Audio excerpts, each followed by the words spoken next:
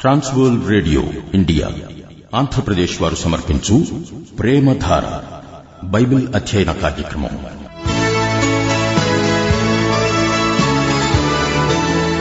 యేసుక్రీస్తు రెండవ రాకడను వివరిస్తూ విశ్వాసులను బలపరిచే ఉద్దేశ్యంతో అపోస్తలుడైన పౌలు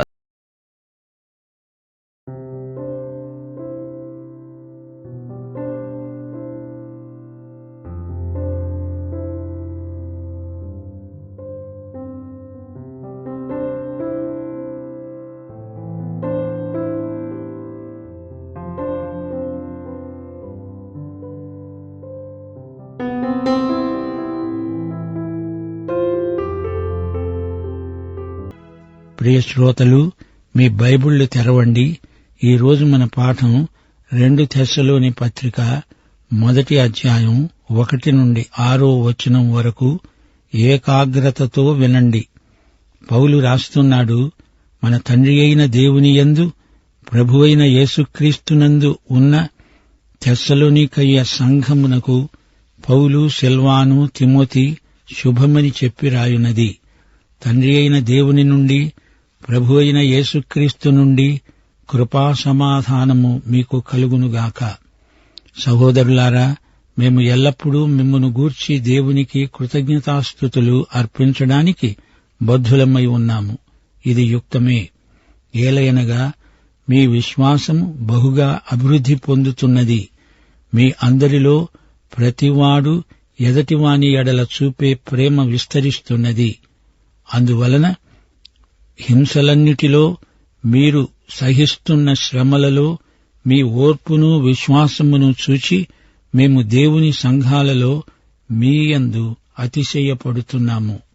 దేని కొరకు మీరు శ్రమపడుతున్నారో ఆ దేవుని రాజ్యమునకు మీరు యోగ్యులని ఎంచబడే నిమిత్తము మీరు ఇలా ఓర్చుకోవడము దేవుని న్యాయమైన తీర్పునకు స్పష్టమైన సూచన అయి ఉన్నది. ప్రభువైన యేసు తన ప్రభావమును కనపరచే దూతలతో కూడా పరలోకము నుండి అగ్నిజ్వాలలలో ప్రత్యక్షమవుతాడు. ప్రియ శ్రోతలు, వింటున్నారా? 2 తెస్సలోని పత్రిక 1 పత్రికకు కొనసాగింపు. క్రీస్తు శకం 52-53 మధ్య కాలంలో రాయబడింది. ఈ పత్రిక పౌలు రాసినప్పుడు తెస్సలోని సంఘస్థులు ఆధ్యాత్మికంగా బాల్యావస్థలో ఉన్నారు. 1 పత్రిక వారు చదివిన తరువాత వారిలో కొన్ని ప్రశ్నలు తలెత్తాయి. 2 పత్రికలో ఆ ప్రశ్నలన్నిటికీ పౌలు జవాబులు రాశాడు. పౌలే రాసినట్లుగా ఒక పత్రిక వారి మధ్యకు వచ్చింది. దాన్ని బట్టి క్రైస్తవులు కలవరపడ్డారు. ఆ పత్రికలో కొన్ని తప్పుడు అభిప్రాయాలు ప్రచారమవుతున్నాయి. ప్రభువు రాకడ ఎప్పుడో జరిగిందని, ఇప్పుడు ప్రభువు దినం, తీర్పు దినం రాబోతుందని ఆ పత్రికలో రాశారు. 1 పత్రికలో అక్కడి క్రైస్తవులు శ్రమలకు, హింసలకు గురి అయినట్లు చెప్పబడింది. మహాశ్రమల కాలం రాబోతోందని వారు కంగారు పడ్డారు. విశ్వాసులు, వారిలో మృతులైన వారు సంఘముగా ఎత్తబడే అవకాశం పోగొట్టుకున్నట్లు వారు అపార్థం చేసుకున్నారు. వారి అపోహలను పోగొట్టడానికి పౌలు ఈ 2వ పత్రిక రాశాడు. సంఘముగా ఎత్తబడడానికి విశ్వాసులందరూ సమకూర్చబడే సమయం ఇక ముందు వస్తుందని 2 తెస్సలోని పత్రిక 2వ అధ్యాయం 1 వచనంలో పౌలు స్పష్టం చేశాడు. ప్రభువు దినం ఇప్పుడే వచ్చి ఉన్నట్లుగా ఆత్మ వలననైనా మాట వలననైనా మా వద్ద నుండి వచ్చినదని చెప్పిన పత్రిక వలనైనా మీరు త్వరపడి చంచల మనస్కులు కాకండి, బెదిరిపోకండి అని మిమ్ములను వేడుకుంటున్నాము. ప్రభువు దినానికి ముందు ధర్మవిరోధి పాపపురుషుడు రావాలి. దీన్ని బట్టి మహాశ్రమల కాలం రాలేదని విశ్వాసులు గ్రహించాలి. రాను రాను ఈ సంఘ వ్యవస్థలోకి తప్పుడు బోధలు, విమత సిద్ధాంతాలు జొరబడతాయి. లూకాసు వార్త 18వ అధ్యాయం 8వ వచనంలో ప్రభువు ఒక ప్రశ్న అడిగాడు. మనుష్య కుమారుడు వచ్చినప్పుడు ఆయన భూమి మీద విశ్వాసముండడం కనుగొంటాడా? ఆయన తిరిగి వచ్చినప్పుడు ఆయనకు అసలైన సిసలైన విశ్వాసం కనబడదు అని జవాబు. సంస్థాగతమైన సంఘం విశ్వాసాన్ని కోల్పోతుంది. ఈ విషయం ప్రకటన గ్రంథంలో తేటతెల్లం చేయబడింది. 4వ అధ్యాయంలో ప్రకటన గ్రంథంలో ఈ భూమి మీద సంఘం కనపడదు. సంఘము యొక్క చట్రం నిర్జీవమైన డొల్ల మాత్రం మిగిలి ఉంటుంది. అంతే. పైకి చూడ్డానికి భక్తి ఉన్నట్లే కనపడుతుంది గాని దానికి సమానమైన శక్తి ఉండదు. ప్రకటన గ్రంథం 17వ అధ్యాయంలోని మహావేశ్యగా సంఘం కనిపిస్తోంది. ఇది భయంకరమైన సంఘ చిత్రపటం. తెసలోని సంఘం మహాశ్రమల కాలం వచ్చేసింది అనుకున్నారు. వారిలో కలవరం మొదలైంది. 2వ ప్రపంచ యుద్ధ సమయంలో ఇంగ్లండులోని సాంప్రదాయ భక్తివాదులు ఏమన్నారు? సంఘం మహాశ్రమల కాలంలో ప్రవేశించింది, సంఘం మహాశ్రమలలో గుండా వెడుతున్నది అన్నారు. బైబిలులో పేర్కొనబడిన మహాశ్రమల రాత్రికాలం, ప్రభువు దినం ఇంకా ఆరంభం కాలేదు. మత్తయి సువార్త 24వ అధ్యాయం 21వ వచనం మహాశ్రమల దినాన్ని ఒక్క మాటలో చెప్పాడు ప్రభువు. లోకారంభము నుండి ఇప్పటి వరకు అట్టి శ్రమ కలుగలేదు, ఇక ఎప్పుడూ కలుగబోదు. మహాశ్రమల కాలారంభం ప్రభువు దినారంభం. అది రాత్రిలో ఆరంభమవుతుంది. 1 తెస్సలోని పత్రికలో క్రీస్తు తన సంఘం కోసం వస్తాడని చెప్పబడింది. అదే సంఘం ఎత్తబడే సమయం. 2 తెస్సలోని పత్రికలో ప్రభువు రెండోసారి వస్తాడని, తీర్పరిగా వస్తాడని, రాజ్యాన్ని స్థాపిస్తాడని వివరంగా చెప్పబడింది. ఇది ఆయన ప్రత్యక్షం. సంఘం ఎత్తబడము అంటే ఏమిటి? యేసు భూమి మీదికి రాడు, సంఘమే మధ్యాకాశానికి ఎత్తబడుతుంది. 1 తెస్సలోని పత్రిక 4వ అధ్యాయం 17వ వచనం స్పష్టంగా చెబుతోంది. ప్రభువును కలుసుకోవడానికి ఆకాశ మండలమునకు మేఘముల మీద కొనిపోబడతాము. మనము సదాకాలము ప్రభువుతో కూడా ఉంటాము. అయితే క్రీస్తు ప్రత్యక్షం వేరు. ఆయన ఈ భూమి మీదికి తిరిగి వస్తాడు, తన రాజ్యాన్ని స్థాపిస్తాడు. సంఘం ఎత్తబడడం, యేసు రాజ్య సంస్థాపనం, ఈ 2 సంఘటనలకు మధ్య మహాశ్రమల కాలం. 1 తెస్సలోని పత్రికలో మనం నేర్చుకున్నట్లు సంఘం ఎత్తబడడం అనే అంశం పాత నిబంధనలో లేదు. పాత నిబంధన భక్తుల నిరీక్షణ ఇహలోకానికి పరిమితమైనది. మెస్సియా వస్తాడని వారు ఎదురుచూచారు. మెస్సియా వచ్చి ఈ భూమిపై రాజ్యం నెలకొల్పుతాడని వారు నిరీక్షించారు. పరలోక రాజ్యం అంటే ఈ భూమిపై ఆయన స్థాపించబోయే రాజ్యం. యేసు ప్రభువు పరలోక రాజ్యాన్ని గురించి ఎంతగానో చెప్పాడు. పరలోక రాజ్యం రావాలి, ఈ భూమిపై పరలోక రాజ్యం స్థాపించబడాలి. ఇదే మన ప్రార్థన. ప్రభువు వస్తే ఈ ఇహలోక రాజ్యాలన్నీ ఆయన రాజ్యంలో భాగమైపోతాయి. సరే, ఇప్పుడు మనం 2 తెస్సలోని పత్రిక 1వ అధ్యాయంలో ఎన్నెన్నో పరమ సత్యాలు నేర్చుకోబోతున్నాము. విశ్వాసులకు శ్రమలు వస్తాయా అంటే వస్తాయి. అయితే అవిశ్వాసులకు తీర్పు రోజు రాబోతోంది. సంఘానికి పౌలు శుభవచనం పలుకుతున్నాడు. తెస్సలోని సంఘం ఆధ్యాత్మికంగా ఆరోగ్యంగానే ఉంది. అందుకే వారికి పౌలు హితబోధ చేస్తున్నాడు. పౌలుతో కూడా శీల ఉన్నాడు. శీలను సిల్వాను అని కూడా వ్యవహరిస్తారు. తిమోతి పౌలుతో ఉన్నాడు. సువార్త కోసం ఈ ముగ్గురు ఎంతో కృషి చేశారు, శ్రమించారు. పౌలు, శీల ఫిలిప్పి చెరసాలలో ఉన్నారు. పౌలు, శీల, తిమోతి కలిసి తెస్సలోనికయకు వెళ్లారు. పౌలు వారిని విడిచి వెళ్లాల్సి వచ్చింది. ఏథెన్సులో వారి కోసం కనిపెట్టాడు. వారు రాకపోయేసరికి పౌలు కొరింథీకి సాగిపోయాడు. అక్కడ ముగ్గురు ఒకచోట కలుసుకున్నారు. అక్కడి నుండి పౌలు తెస్సలోని 1 పత్రిక రాశాడు. సంఘస్థులకు ఎదురైన కొన్ని ప్రశ్నలకు జవాబులు రాశాడు. ఇప్పుడు ఈ 2వ పత్రిక రాస్తున్నాడు. తన జత పనివారైన శీలను, తిమోతిని ఇక్కడ పేర్కొంటున్నాడు. పౌలు తనతో పనిచేసే వారిని తనతో సంయుక్తపరుచుకుంటున్నాడు. గర్విష్ఠి అయిన ఈ యువ పరిసయుడు యేసుక్రీస్తుకు విధేయుడైన సేవకుడయ్యాడు. యేసుక్రీస్తుకు అపొస్తలుడయ్యాడు. నిగర్వి, ఆదర్శ సేవకుడు అయ్యాడు. ఈయన తెస్సలోని సంఘానికి ఈ ఉత్తరం రాస్తున్నాడు. ఇది అక్కడి స్థానిక సంఘం. ఈ సంఘం దేవుని యందున్నది, క్రీస్తునందున్నది. దేవుడు మన తండ్రి, ప్రభువైన యేసుక్రీస్తునందున్న స్థానిక సంఘమిది. ఈ సంఘములో పరిశుద్ధాత్మ ఉన్నాడు గనుక ప్రత్యేకంగా పరిశుద్ధాత్మను పౌలు పేర్కొనలేదు. ప్రతి విశ్వాసిలోనూ పరిశుద్ధాత్మ ఉన్నాడు. క్రీస్తు జీవమును మన ద్వారా బయలుపరచడానికే పరిశుద్ధాత్మ మనలో ఉన్నాడు. దేవుని పరిశుద్ధమైన ఉన్నతమైన పిలుపును మనం జీవించడానికి, మనకు సాయం చేయడానికే పరిశుద్ధాత్మ మనలో నివాసమున్నాడు. తండ్రియందు ప్రభువైన యేసుక్రీస్తునందు మనకు ఈ ఆధిక్యం లభించింది. యేసుక్రీస్తే దేవుడు అనే ప్రాతిపదిక మీద పౌలు ఈ మాటలు పలికాడు. తండ్రి అయిన దేవుడు, కుమారుడైన దేవుడు పౌలు ప్రారంభ వచనంగా, ఆశీర్వచనంగా ప్రయోగిస్తున్నాడు.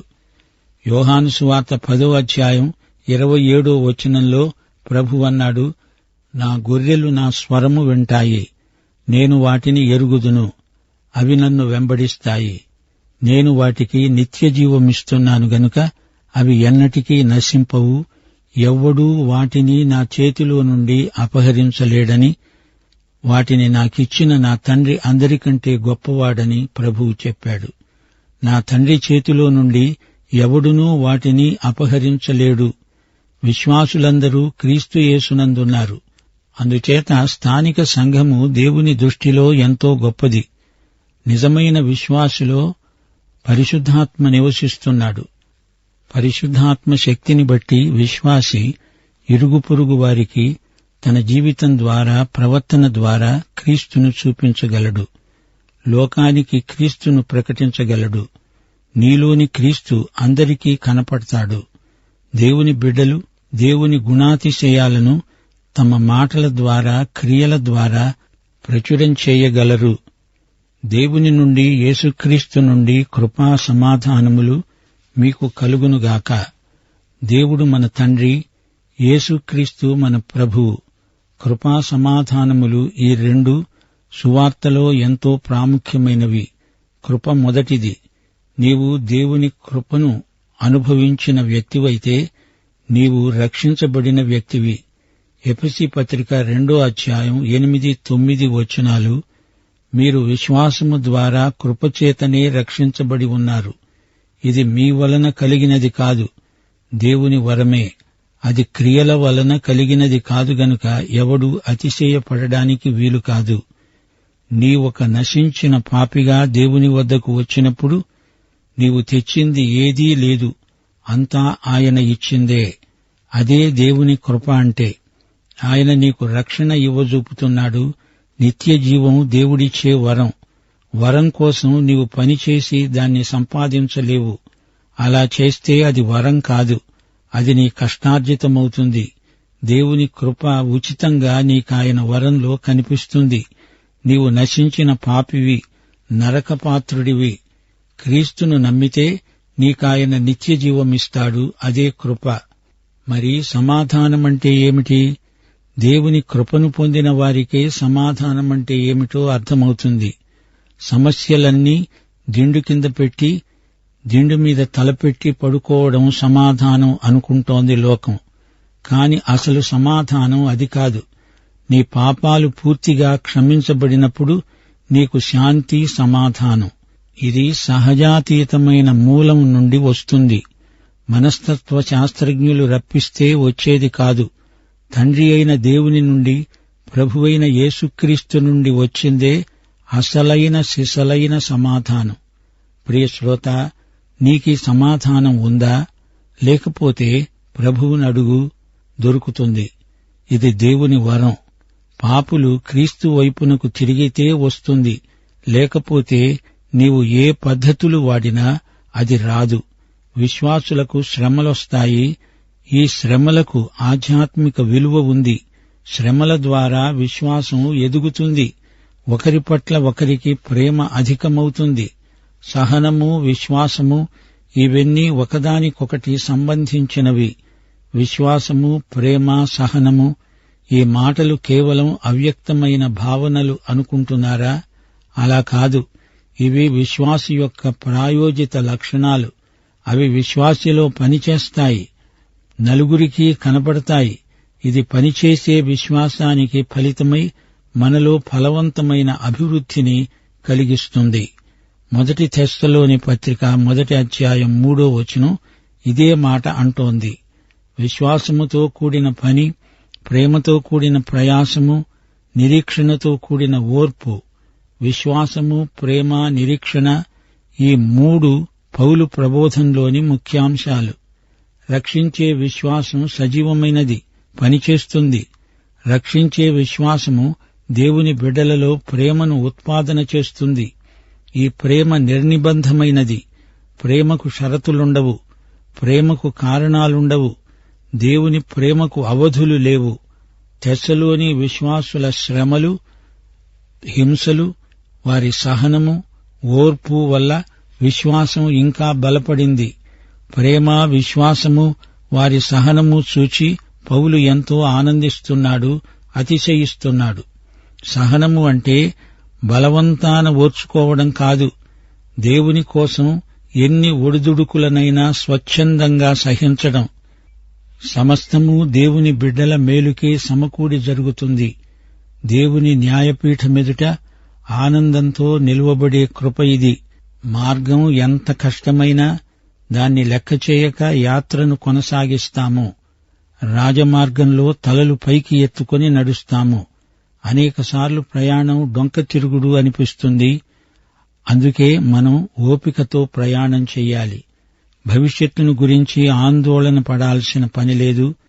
గమ్యం మనకు తేటగా కనపడుతున్నంత వరకు ఏమీ కంగారు పడనక్కర్లేదు. ప్రయాణం సునాయాసమనిపిస్తుంది.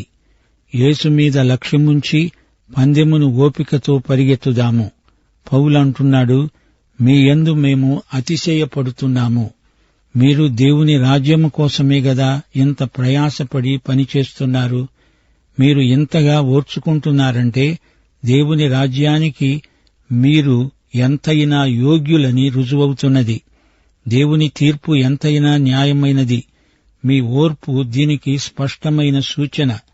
మీ గురించి మేము దేవునికి ఎంతో కృతజ్ఞులం. మీ విశ్వాసము అంతకంతకు అభివృద్ధి చెందుతున్నది. మీ ప్రేమ వర్ధిల్లుతున్నది. సహోదరుల ప్రేమ మీలో ఉరకలు వేస్తోంది. మీరు దేవుని కృపలో ఎదుగుతున్నారు. సహోదరులతో ప్రేమ సంబంధాలలో మీరెంతో పరిపక్వతను పొందారు. మీ విశ్వాసం ఎదుగుతూ ఉండగా మీ ప్రేమ సంబంధాలు బలపడతాయి. మన శ్రమలు విశ్వాస జీవితంలో మనకు క్రమశిక్షణ. దాని ద్వారా ఓర్పు అలవడుతుందని అనుభవపూర్వకంగా మనమెరుగుదుము. ఇప్పుడు మీ నిరీక్షణ భవిష్యత్తును మెరుగుపరుస్తుంది. శ్రమలు, హింసలు, కష్టాలు. అయితే ఒక మాట, సంఘం ఎత్తబడిన తర్వాతనే మహాశ్రమల ఆరంభం. ఇప్పటి శ్రమలు దేవుని బిడ్డలకు క్రమశిక్షణ మాత్రమే అని మనం గ్రహించాలి. సహనము, ఓర్పు అనే మాటల్లో విశేషార్థముంది. శ్రమలను మోయటం అని అర్థం. ఈ మోతను తప్పించుకునే ప్రయత్నం చేయకూడదు. తండ్రి నాకు అనుగ్రహించిన గిన్నెలోనిది నేను త్రాగవద్దా అన్నాడు ప్రభు. సహనము, తాలిమి, ఓర్పు, ఓపిక అనే మాటలు ఒకే అర్థమిస్తాయి. దేవుడు పెట్టిన బరువు మొయ్యాలి. అది నీ బాధ్యత. దానిని కాదనకూడదు. తెస్సలోని క్రైస్తవులు ఆ రోజుల్లో శ్రమానుభవంలో ఆరితేరిన వారు. ఆ సాక్ష్యం వారికుంది. తెస్సలోనికయ్య రోమక వలస కేంద్రం. ఈ ప్రాంతాలకు స్వేచ్ఛగా ప్రజలకు రాకపోకలున్నాయి. ఏ వార్త అయినా బహువేగంగా రోమా సామ్రాజ్యమంతా ప్రసారమయ్యేది. వారికి అట్టి సౌలభ్యం ఉంది. ఇక్కడి విశ్వాసులు కదలని వారై స్థిరులై ధైర్యంగా నిలిచారు. కష్టాలు, శ్రమలు, హింసలు భరించారు. ఈ లోకంలో విశ్వాసులమైన మనకు శ్రమలు తప్పవు. 1 పేతురు 4వ అధ్యాయం 12వ వచనం, ప్రియులారా, మిమ్ములను శోధించడానికి మీకు కలుగుతున్న అగ్ని వంటి మహాశ్రమను గూర్చి మీకేదో ఒక వింత సంభవించినట్లు ఆశ్చర్యపడకండి. దేవుడు నాకెందుకు ఇలాంటి పరీక్ష పెట్టాడు, నాకెందుకీ శ్రమలొచ్చాయి అంటూ చాలామంది విశ్వాసులు సణుగుతారు. సణుగులు విశ్వాసి యొక్క అసహనానికి సూచన. అందుకే పేతురన్నాడు, క్రీస్తు మహిమ బయలుపరచబడినప్పుడు మీరు మహానందముతో సంతోషించే నిమిత్తము క్రీస్తు శ్రమలలో మీరు పాలివారై ఉన్నంతగా సంతోషించండి. అప్పుడప్పుడు విశ్వాసులు అవివేకులై అనవసరంగా శ్రమలలో చిక్కుకుంటారు. మీలో ఎవరు నరహంతకులుగా కాని, దొంగలుగా కాని, దుర్మార్గులుగా కాని, పరుల జోలికి పొయ్యేవారుగా కాని బాధ అనుభవించతగదు. అప్రస్తుత ప్రశంసలు చేసే వదరుబోతులు చిక్కుల్లో పడిపోవడం కొత్త సంగతేమీ కాదు. ఎవడైనా క్రైస్తవుడైనందుకు బాధ అనుభవించిన ఎడల అతడు సిగ్గుపడడు. ఆ పేరును బట్టే దేవుణ్ణి మహిమపరుస్తాడు. దుష్టులకు శిక్ష, కాని విశ్వాసులకు క్రమశిక్షణ.